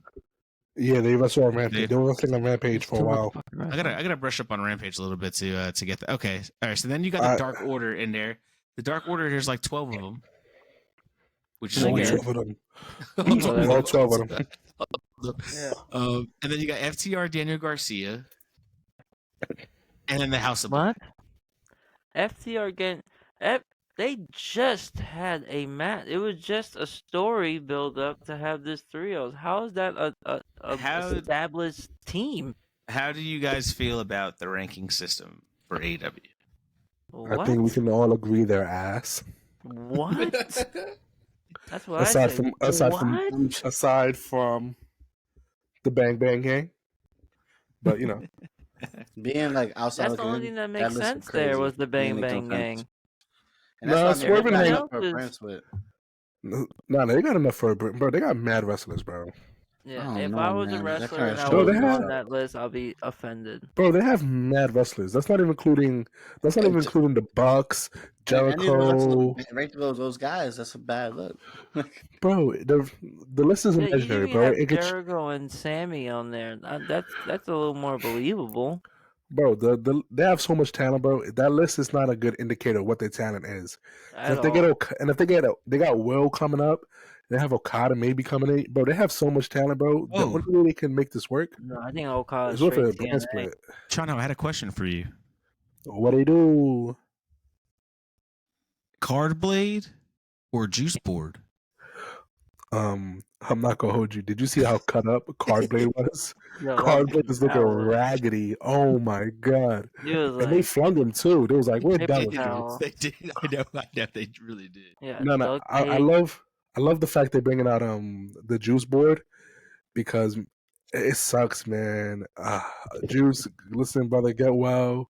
Yeah, man. I miss you on TV with the Bang Bang Gang. I need you to convince these guys to turn on their claim, become heels, become lovable assholes. Sure. And help them retire their father, please. The one thing I did like about the segment is that Austin was like, "I got 2 words for you," and Daddy asked like, "Whoa, this is my thing." Mm-hmm. Mm-hmm. He was like, "No, Dad, I had my own thing." I was like, "Oh God." No, I do like that he said that he did say the suck it. But at the end, he said, "Nah, this is a new generation," and then he said, "Guns up." So I thought that was cool. That was a cool passing the torch, but it was cool to show him show respect to to his kids and what they were doing. I'm not gonna say what they created because obviously Bullet Club has been something around for years. All right, let's talk about. Go ahead. What they doing for themselves inside that group. Yeah, they're with a group, but you still got to stand out within the group, and they can easily go do a tag and stand out individually. Not, you know what I mean?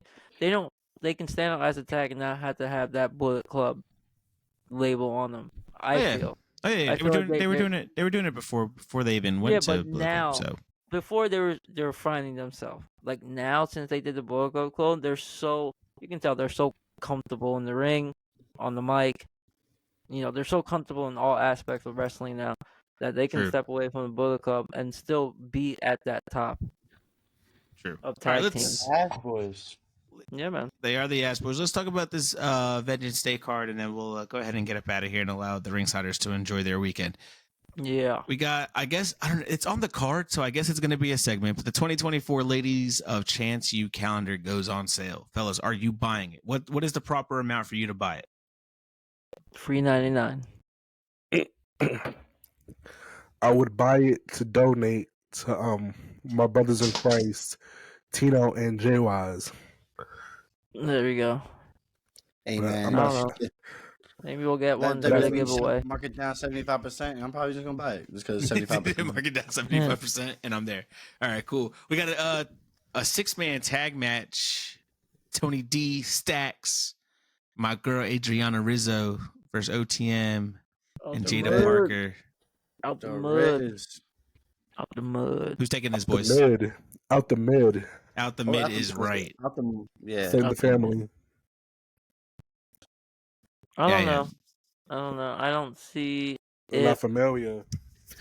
I think too soon to put the titles on Out the Mid, Out the Mud. It's not a title match. It's just a 6-man tag match with the girls in it. Oh. A mid-man tag match. My girl Adriana Rizzo is about to get in the ring and beat somebody's ass. I'm hyped for it, yo. You know what? It can go either or, if and I won't ass be whooping mad. doesn't match the accent, I'm gonna be so sad. So mad. The Brooklyn accent is crazy. I'm not gonna hold you. Yeah, super thick. She's so bad. I love it. I love it. I think it's great. I want to know if she's doing like a Kobe Kingston like fake Jamaican voice or that like.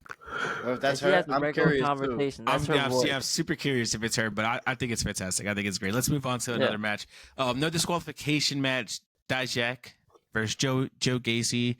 This is my bathroom break. I'm not gonna even lie to you. I'll probably feed my son during this time or something like that because I don't even see why this is a match. I don't see why. If they do, I'm gonna put it like this: if they do it more like a comic book and they have good paraphrasing within the fighting and they make it enjoyable, I might enjoy it. You're probably right. I'll probably be wrong about it. We got the go ahead. I'm not watching that match at all. But give it a Dijak, bro. He makes it entertaining. We'll see. Dijak is not that interesting to me. It's because he wears a leather jacket, Chance. We know. Yeah, we know. True. I forgot about the leather. I forgot your hate for leather. That's exactly what it is. He comes out dressed like a character from Terminator 2, and it's not your niche. Sin City, bro. Sin City. Look up Sin City. I was wondering, what is it? I can't put my finger on it. That's exactly what it is. We have the Dusty Rhodes Tag Team Classic Final. Braun Breaker, Baron Corbin versus Carmelo Hayes, Trick Williams. And I'm a little tossed up between this because I feel like there's a lot of side stories going on within this match, right? So you have Carmelo and Trick. They have their little thing going on. If Carmelo, turned on his friend or not, the three of us agree. Chano says he is guilty or not guilty until he's proven that he's guilty. Guilty until proven innocent. Can't find my words here. Listen, my man is an innocent man. He didn't do nothing. I bought guilty. Right. Like, and then bro. Right. So on the flip side, you're like, oh, is Carmelo and Trick, are they going to be able to see eye to eye to win this? It looks like they are, but also it looks like you kind of seen it week by week by week now. Trick has been giving Carmelo the side eye, like, yeah, bro, I'm going to do this with you, but I kind of don't trust you right now because you're acting a little sus. You're being a little too sus, right? Isn't it mad funny? My fault. Isn't it mad funny that Carmelo is a complete face on SmackDown and a complete asshole on NXT? Two different worlds. Two different worlds, bro. Yeah. Two different worlds, bro. It's so crazy. It's funny though. I'd be laughing my ass off. Like, bro. He'd be injured on NXT and be healthy on SmackDown. Yeah, it's a multiverse. It's the craziest thing. It's the mad funny. The Codyverse, right? It's mad funny. Their little segment backstage was, he was like, "Oh, why'd you come out on SmackDown?" And Trick was like, "I was just trying to help you." He's like, "You don't need to do that. You don't need to do that."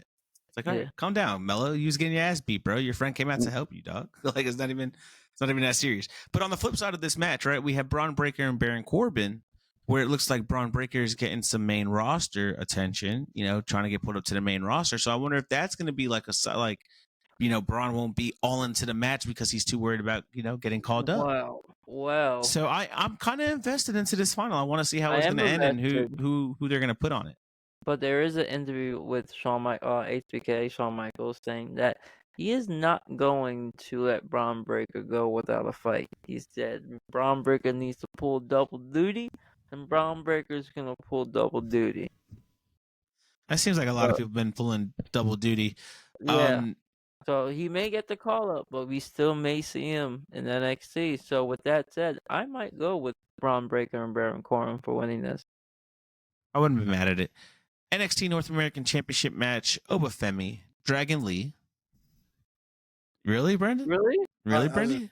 No, I got it's Oba. A fire shirt. It's a fire shirt. It's a fire shirt. Oh yeah, I think Dragon Lee's gonna do a great job putting Obafemi over and making him look real good. And real good. Obafemi is just shoot for the stars. Shoot for the stars, and as long as he's doing great, Ringsiders, I promise you, me, Brandy, and Chana will let Zombie King know that he was wrong from the start.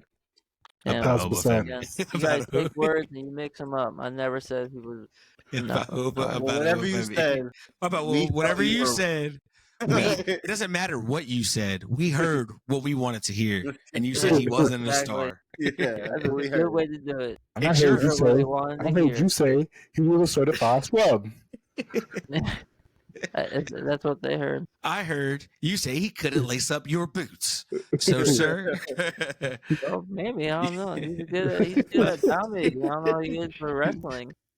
Yeah, we're gonna have fucking Ant flat on the floor to look at Obafemi walking in. Me, you, one-on-one tonight. It's like an over ladies just looking at them. We got We're circles around you. Co-main event, Lyra Valkyrie versus Roxanne Perez. I think Lyra Valkyrie is going to retain her title on this one. Roxanne Perez has been great. And I think it's her time to also get called up to the main roster. So we'll see. I'm not sure, Brandy, I know you didn't watch the pre-show of the Royal Rumble. I'm not sure if you two watched the pre-show to the Royal Rumble. But when they did the pre-show, there was a slip on the they did like a video package where there was a slip. There was somebody walking down the ramp. I forgot who they were showing. I want to say it was Cody Rhodes walking down the ramp, and you seen the video package for Roxanne Perez in the background. And I was like, Roxanne Perez is in the Royal Rumble. I was like, I hope I'm the only one watching this, because whoever else. And then I went on Twitter and I didn't see nobody, spoil it for anybody. And I love to see that. I love that nobody was like, oh, Roxanne Perez is going to be officially in the Royal Rumble. Nobody took that away from her. She still had her debut, so it was actually pretty cool. Yeah, bro, I'm not gonna hold you. They could have dropped it, and we would have been like, okay, cool. Right. Yeah, but not for now. Now that we're watching NXT, now they're trying to watch NXT on the Week of Birds. I'm actually becoming a fan of Roxanne. Like, she's actually a decent worker. Like the she's good. Yeah. No, yeah, Roxanne's been really great. Let's talk about the main event. NXT Championship match. Trick Williams doing double duty. Ilja Dragunov, the champion, coming to handle and work. Is Trick doing double duty gonna hurt him in this main event? Well, I'll put it like this: if he wins gold, he not winning the other gold. It's not really gold. What do you mean? It's a trophy. It's a certificate. It's a trophy. I thought it was a certificate. The certificate is crazy. You get to like fight the next tag team champions. There's nothing. It's a trophy. Can't take home. This man thought these guys was gonna win a piece of paper that said congratulations on national television. And they were gonna hold it up like That's what it got, bro. I don't know what the fuck these assholes win. Same thing as winning the Andre the Giant Battle Royal. But it's for tag teams. I thought they handled like ribbons and stuff. Like, good job, you're number one. I mean, realistically, do you think Dragunov drops this title to Trick Williams? No. Yes. Maybe. I think so. I hope not. If it does, I don't want to see. I want to see Dragunov go to the major.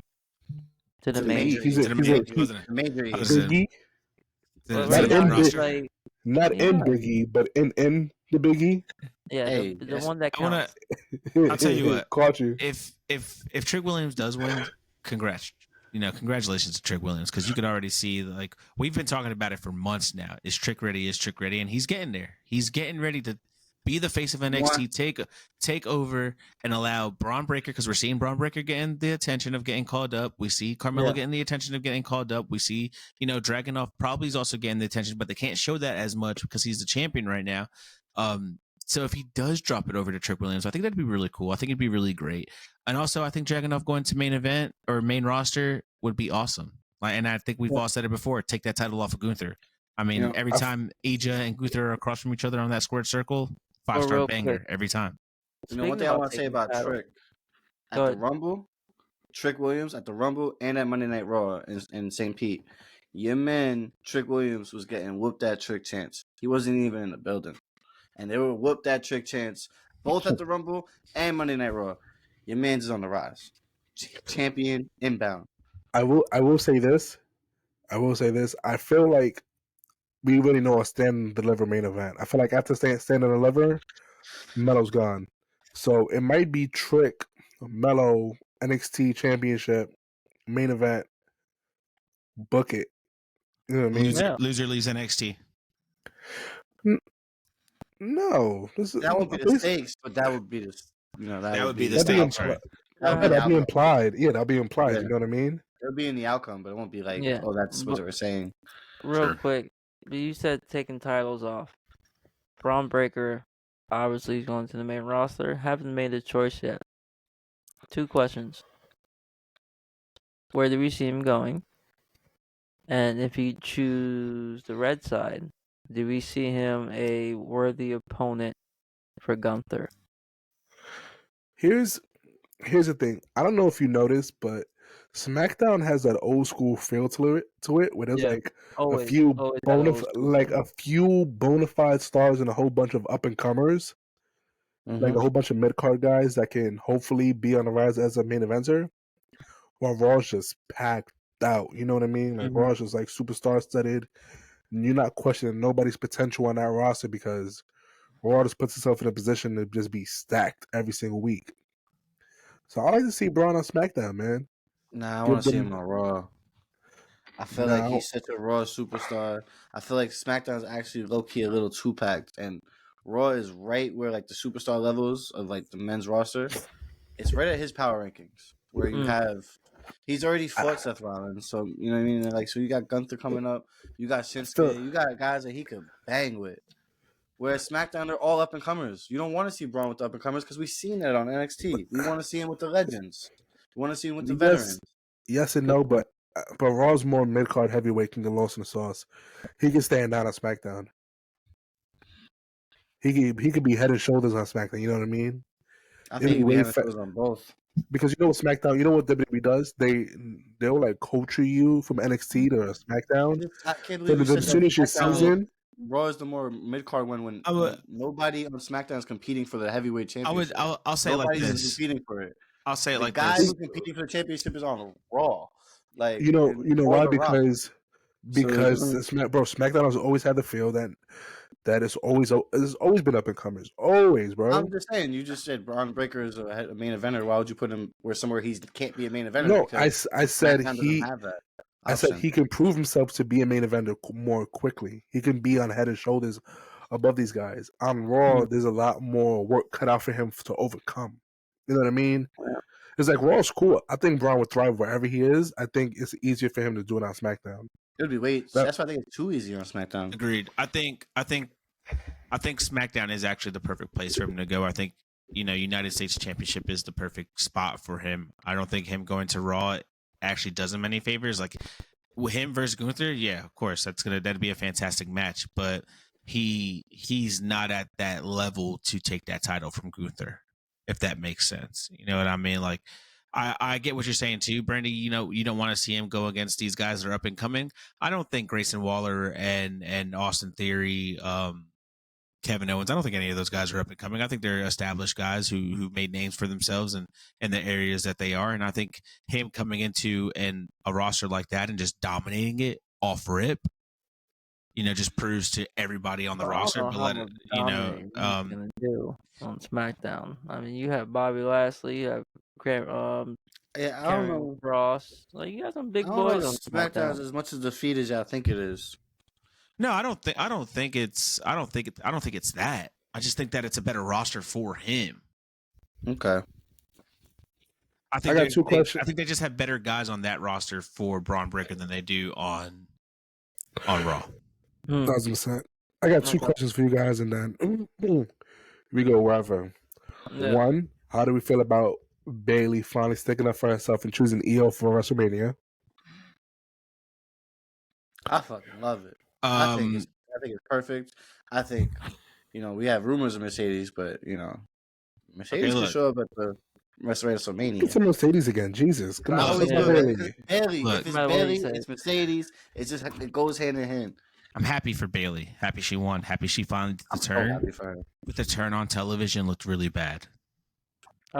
Took the words out my mouth. I was exactly going to say it. It was really bad. It was just like it was a build up for nothing.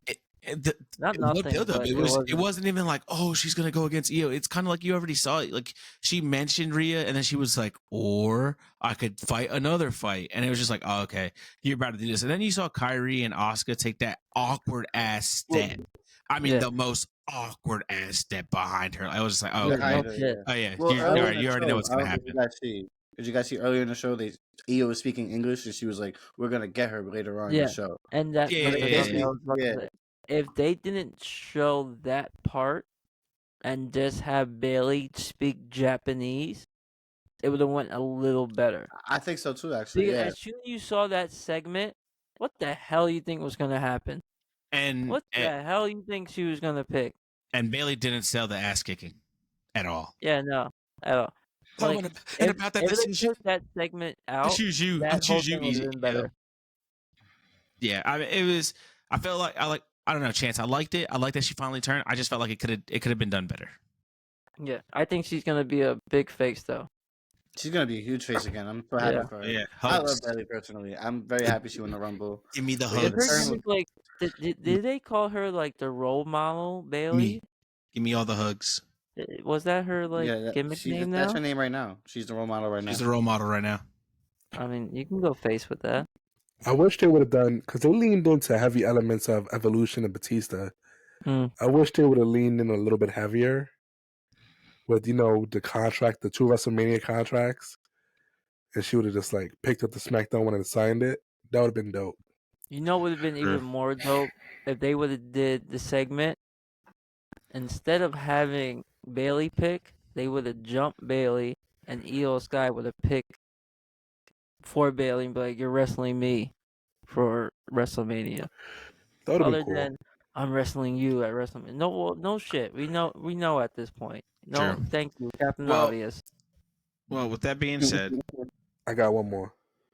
My last one. One more for the road. For the road. For the road. This is my leaving question for the road. Did WWE screw Cody Rhodes? I don't think so.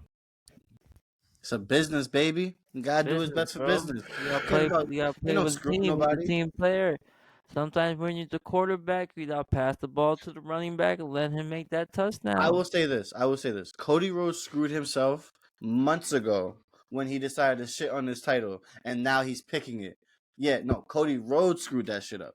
I feel like if he didn't say that shit bad about the title, we wouldn't be looking at it like, oh, he's like, what's that called? Like, not sacrificing, but taking a lesser championship. He put it like that, and now it's like, but then again, that's when you're going for, buddy. Yeah, okay. This is my last thing for tonight. But then again, Seth Rollins did kill that promo on Monday. And like even after that promo, for me at least, I was like, okay, I can see that story going that way. But if he didn't say that, man, I feel like it would be more believable. That's a good point, though. What about you, Marcus? Did WWE screw Cody Rhodes? No, I don't think they did. At the end of the day, I'm like Brandy said, it's a business. He's a businessman. He's definitely about making his money. I think he understands for the greater good that this is a situation that we're never going to get. And this is something that wrestling fans all over the world are probably going to fucking cry their pants over. And I mean, the both of you are going, you know what I mean? Like, I mean, would you rather see The Rock, Roman instead of, or I mean, would you rather see Cody Roman over The Rock and Roman? Absolutely not. Rock versus Roman all day. I'd rather, for bang from a buck, if I was getting to see Roman pin Cody again, I would rather watch that a million times. You know what? Let's come back to this question after Mania, because I'll tell you what, Chance. Right now, they didn't screw him, but if Cody doesn't get the gold at Mania, they screwed him. 100%. He's not getting the gold. They damn near Bret Hart him. They have to give him the gold. He's not getting the gold. He's not going to give him the gold. He's not going 4-0, bro. He's not going 4-0 against Seth. They cannot make him the baby face. It's not happening. He can't go 4-0. And be like, you're going to lose twice. Fuck your story. You're never going to finish it.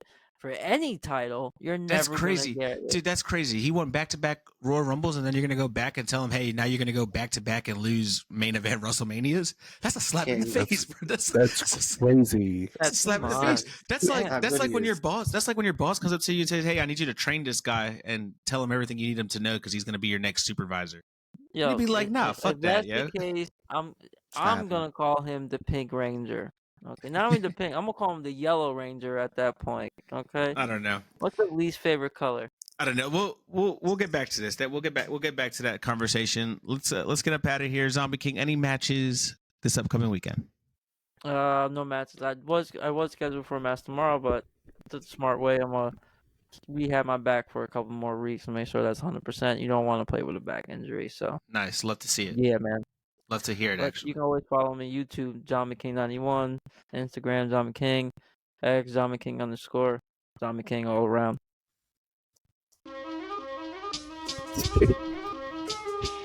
Listen, guys, the only thing I care about is this mother effing MySpace account at 4SIDESOTR. Just kidding, guys. MySpace is dead.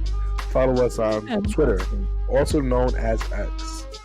If this was MySpace, I removed Brandon from my top 5 because his takes are outlandish. But he's still my guy, though. So I'm moving back on Monday. I got him on my top 8 on my pinned contacts on my phone too. He's top 8. Top 8? That's crazy. You know, I just pinned you on my contacts. That's crazy. That's crazy. Anyway, Life in Times FNE on Twitter and Instagram. They said top 8. This is all of us on all of our platforms: YouTube, Four Sides of the Ring podcast, Instagram, Twitter, TikTok. We're over the place. Threads. You can catch us anywhere. Other than that, Ringsiders, have a great weekend. You'll catch us next week. As always, Four Sides of the Ring out.